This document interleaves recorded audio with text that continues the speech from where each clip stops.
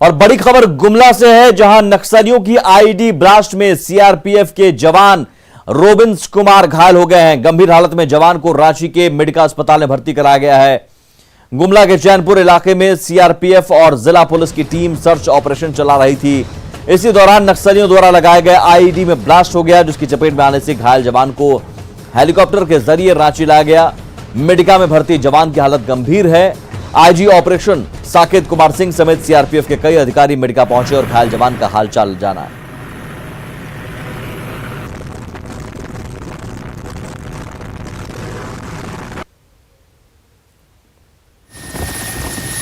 तो ये दो तस्वीरें आईडी ब्लास्ट में जो जवान शहीद हुए और उसके बाद उन्हें हेलीकॉप्टर से मेडिका अस्पताल, रांची के मेडिका अस्पताल लाया गया, जहां उनका इलाज चल रहा है। जवान की हालत गंभीर है।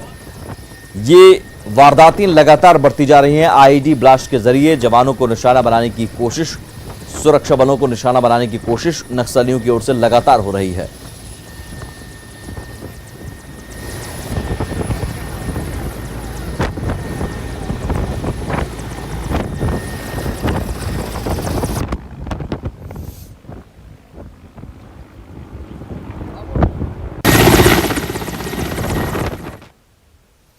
जेजेएमपी के सब जोनल कमांडर मोहन परहिया ने लातेहार में डीआईजी के सामने सरेंडर किया। मोहन परहिया पर कई थानों में करीब आधा दर्जन मामले दर्ज हैं। ये 2012 में नक्सली संगठन से जुड़ा था। डीआईजी ने कहा कि सरकार की आत्मसमर्पण नीति से प्रभावित होकर मोहन परहिया ने समर्पण किया है। उन्होंने बाकी नक्सलियों से भी मुख्यधारा में लौटने की अपील की। एमपी का सब जोनल कमांडर मोहन परहिया जो है, आज हम लोगों के सामने या लातेहार पुलिस प्रशासन के साथ समर्पण किया है। 20 श्रेणी का उग्रवादी था। इस पर कुल 5 कांड थे। छिपादोहर का रहने वाला है। पुलिस झारखंड सरकार की पुनर्वास एवं आत्मसमर्पण नीति के तहत इसने लातेहार पुलिस के समक्ष आज आत्मसमर्पण किया। पलामू के नौसैनिक सूरज का चेन्नई से अपहरण और महाराष्ट्र के पालघर में जलाकर मारने की घटना में पालघर पुलिस ने दावा किया कि सूरज का अपहरण और हत्या नहीं हुई थी, बल्कि सूरज ने भारी भरकम कर्ज चुकाने से बचने के लिए आत्मदाह का कदम उठाया था। पालघर पुलिस की इस थ्योरी को परिवार ने सिरे से खारिज करते हुए सीबीआई जांच की मांग की है। सूरज हत्याकांड में हैरान करने वाला खुलासा। पालघर पुलिस ने किया आत्मदाह का दावा। परिवार ने पुलिस की थ्योरी पर उठाए सवाल। सूरज को इंसाफ के लिए सीबीआई जांच की मांग। ये पुलिस रिपोर्ट बिल्कुल ही गलत है। वहीं पर हमारा सूरज खाली था।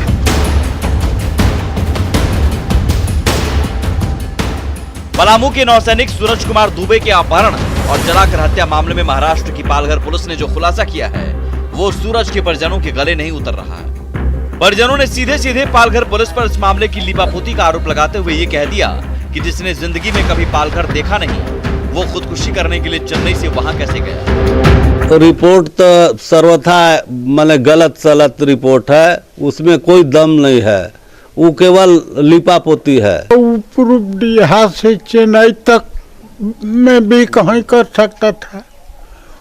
वो जो पालघर कभी देखा नहीं, वो पालघर पहुंच के आत्महत्या कैसे करेगा। पालघर के एसपी का दावा है कि सूरज ने काफी कर्ज ले रखा था, शेयर बाजार में निवेश कर रखा था, लेकिन घाटे के बाद उधारी चुकाने से बचने के लिए उसने खुदकुशी का रास्ता चुना, जिसके लिए वो चेन्नई से यहाँ तक आया। उसे एक पेट्रोल पंप से डीजल लेते भी देखा गया था, जिससे उसके अपहरण और फिरौती की मांग की बात पूरी तरह से देखा। बैंकों से इन्होंने कर्जे के लिए ये किया है, इंक्वायरी किया है। ये काफी कर्जा उठाने के लिए इंक्वायरी कर रहे थे। पालघर एसपी के बयान से सूरज का परिवार सन्न है।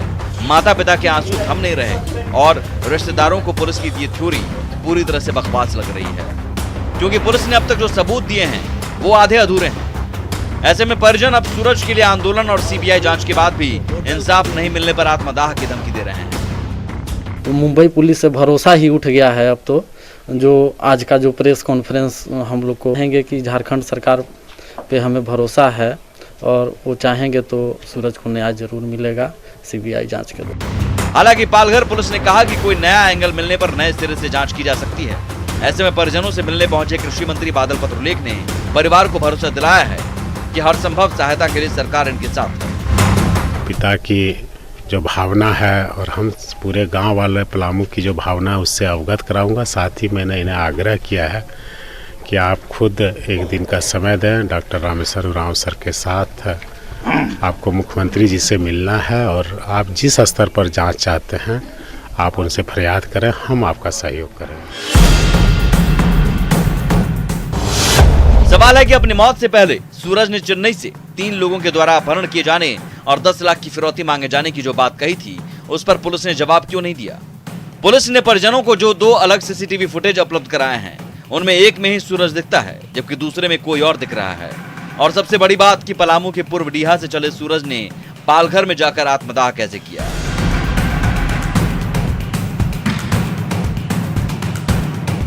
पलामू से न्यूज़ 18 के लिए नीलकमल के साथ ब्यूरो रिपोर्ट। कल से झारखंड विधानसभा का बजट सत्र शुरू हो रहा है। 3 मार्च को सदन में बजट पेश किया जाएगा, लेकिन लॉ एंड ऑर्डर समेत कई मुद्दों को लेकर विपक्ष सरकार को घेरने की तैयारी में है। ऐसे में बजट सत्र के हंगामेदार होने की संभावना है।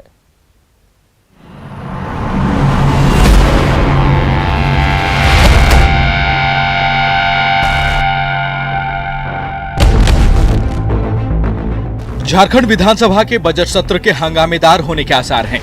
26 फरवरी से 23 मार्च तक चलने वाले बजट सत्र में 16 कार्य दिवस होंगे। 26 मार्च को राज्यपाल द्रौपदी मुर्मू का अभिभाषण होगा, वहीं 3 मार्च को झारखंड का बजट पेश होगा। और सबकी सहमति है, सरकार का भी पूरा प्रयास है कि सदन बेहतर ढंग से चले और विपक्ष का भी यही मंशा है, पूरा सदन का ये मंशा है। आने वाले आहूत होने वाले सत्र में जो भी सवाल आएगा माननीय सदस्यों की तरफ से उसका जवाब ससमय हो। बजट सत्र में लॉ एंड ऑर्डर समेत कई मुद्दों को लेकर विपक्ष सरकार को घेरने की तैयारी में है। बाबूलाल मरांडी ने कहा कि अब तक ना तो किसानों के कर्ज माफ हुए और ना ही युवाओं को बेरोजगारी भत्ता मिला। सरकार सिर्फ घोषणाएं कर रही है। पिछली जितनी सरकार ने घोषणा की थी बेरोजगार नौजवानों को रोजगार देने की, उन्होंने क्या घोषणा किया था, भत्ता देने की, तो ये सारे तो घोषणाएं ही उनकी रह गई है पूरी तरह से। अब देखना है कि इस साल फिर घोषणाएं करती हैं कि कुछ काम भी करेगी। बजट सत्र को लेकर पक्ष विपक्ष रणनीति बनाने में जुटी है। स्पीकर द्वारा बुलाई गई सर्वदलीय बैठक में सदन को सुचारू रूप से चलाने पर सहमति जरूर बनी, लेकिन बीजेपी के तेवर को देखकर सत्र के हंगामेदार होने की पूरी संभावना है। हजारीबाग से राकेश के साथ रांची से ओम प्रकाश और अविनाश की रिपोर्ट। झारखंड में हेमंत सरकार ने मनरेगा मजदूरों को बड़ा तोहफा दिया है। सरकार ने मनरेगा मजदूरों की मजदूरी 31 रुपए प्रतिदिन बढ़ा दी है, जिसके बाद अब मनरेगा मजदूरों को 194 रुपए की जगह 225 रुपए प्रतिदिन के हिसाब से मजदूरी मिलेगी। मुख्यमंत्री हेमंत सोरेन की अध्यक्षता में हुई कैबिनेट की बैठक में इस प्रस्ताव को मंजूरी दी गई। कैबिनेट की बैठक में कुल 28 एजेंडे पर मुहर लगी है। राज्य सरकार के इस फैसले का करीब 34 लाख मनरेगा मजदूरों को लाभ मिलेगा।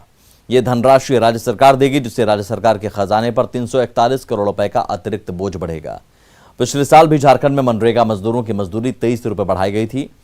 कैबिनेट के अन्य फैसलों की बात करें तो सरकार ने 21 साल से कम उम्र के युवाओं को कोई भी तंबाकू उत्पाद बिक्री की अनुमति नहीं होगी। साथ ही किसी शिक्षण संस्थान, हॉस्पिटल और कोर्ट के आसपास तंबाकू उत्पादों की बिक्री पर बैन के साथ ही हुक्का बार भी बंद करने का फैसला लिया गया है और सार्वजनिक स्थलों पर धूम्रपान करते पकड़े जाने पर जुर्माने और जेल की सजा का प्रावधान किया गया है।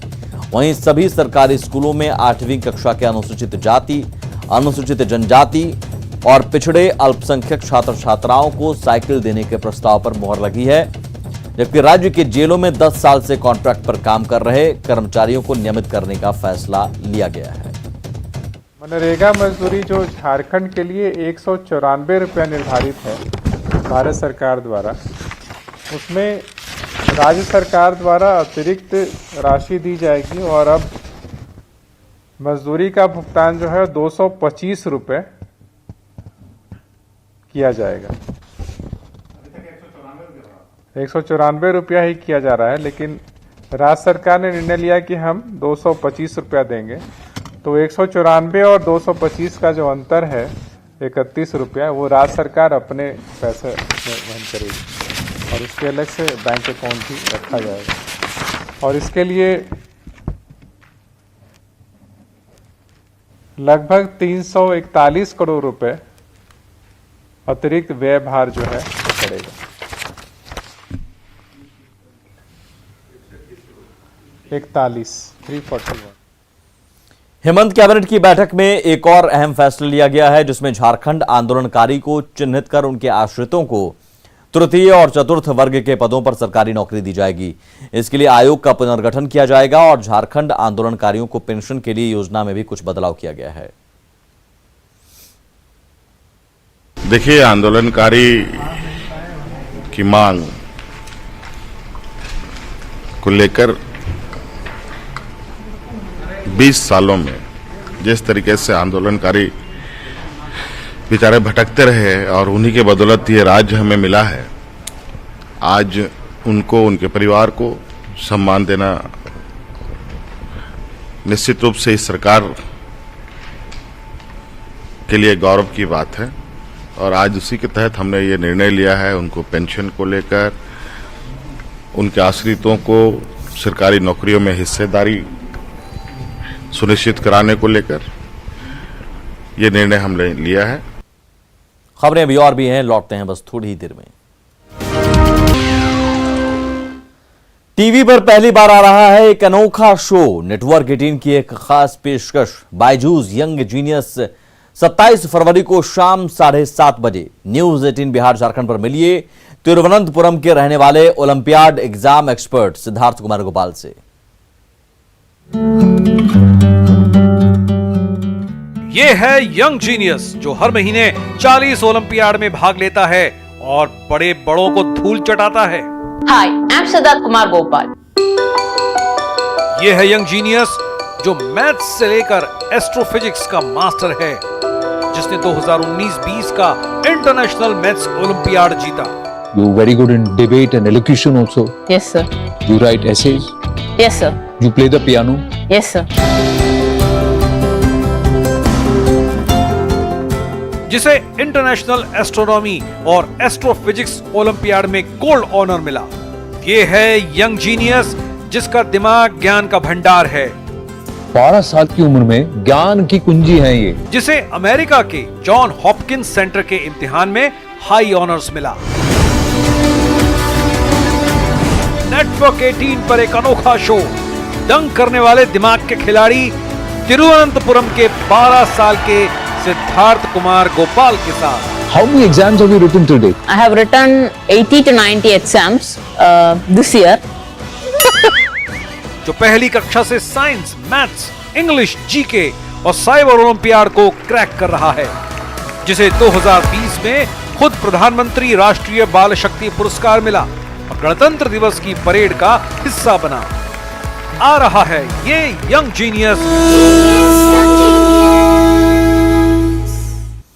और इसी के साथ इस बुलेटिन में इतना ही। आगे देखिए 200 गांव 200 खबर।